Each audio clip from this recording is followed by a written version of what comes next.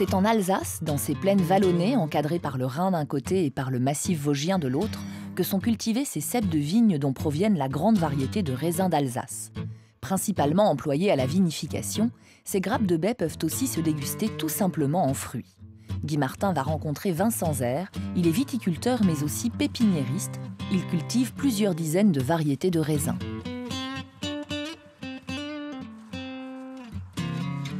Bonjour Vincent. Bonjour. Merci de nous accueillir chez vous, là, plein cœur de l'Alsace.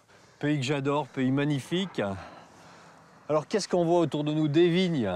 Les vignes, oui. Donc là, vous êtes dans le début du vignoble d'Alsace, hein, la partie nord.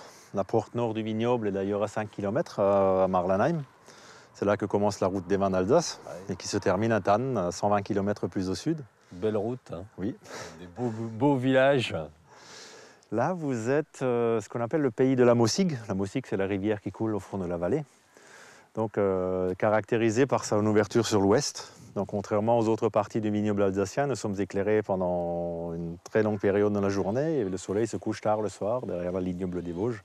Le vignoble ici, c'est le vignoble de la Couronne d'Or, qui est historiquement le vignoble de la ville de Strasbourg. Vous voulez créer une dynamique, en fin de compte, que ça... Oui, pour refaire connaître un petit peu le vignoble historique de la ville de Strasbourg, qui était très connu au Moyen-Âge et qui a été un petit peu oublié par la suite. Bon, alors, vous allez nous expliquer un petit peu ce que vous faites, parce que vous êtes un cas unique au monde. Nous sommes viticulteurs pour les vins d'Alsace, hein, et en partie à côté, en parallèle, nous avons développé une activité de collection, de conservation de variétés de raisins notables et de variétés historiques.